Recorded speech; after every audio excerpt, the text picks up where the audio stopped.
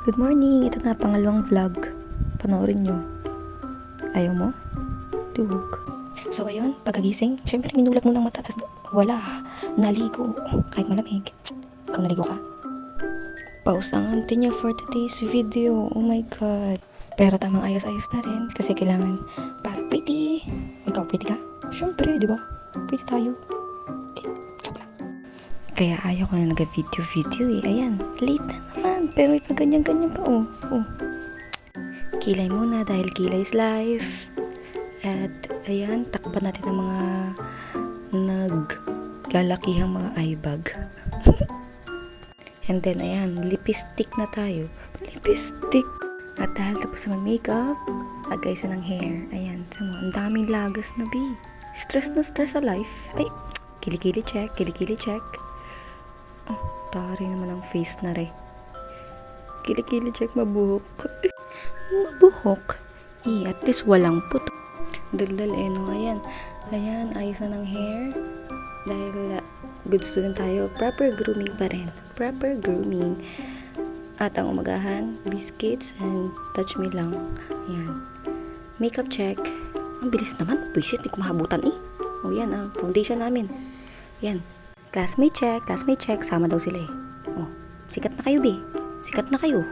So anyways, hindi ko na kayo mag-voice over. Sakit na lalamunan ko. Panoorin nyo na lang.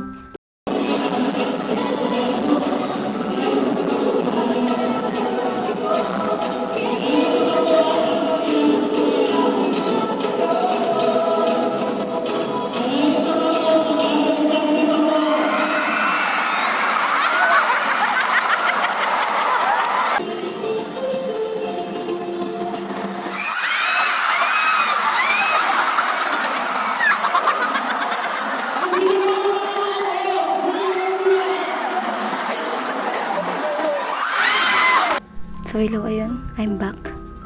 Hindi ko alam kung bakit pero may tattoo si ate. Malakas, malahok. Salamat sa cotton candy. Nabusog yung hangin ko sa tiyan. Haha.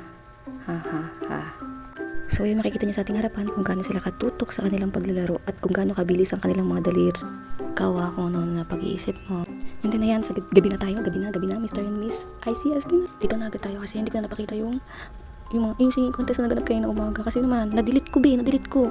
So ayan, after sumayan ng mga backup dancers, lumabas na yung mga candidates. Malamang lalabas. Wala nga namang pumasok.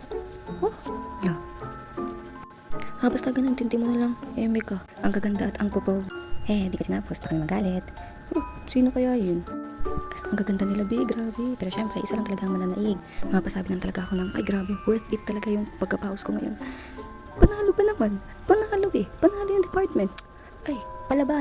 Siyempre, tatak HM yan. Ito, konting pasilip para sa kanilang festival at tayo.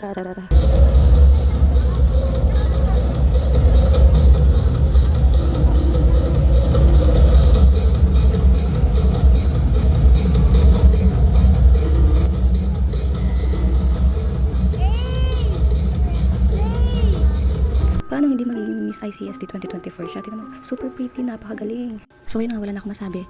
Like na lang for part 2 or day 2. Bye, love you.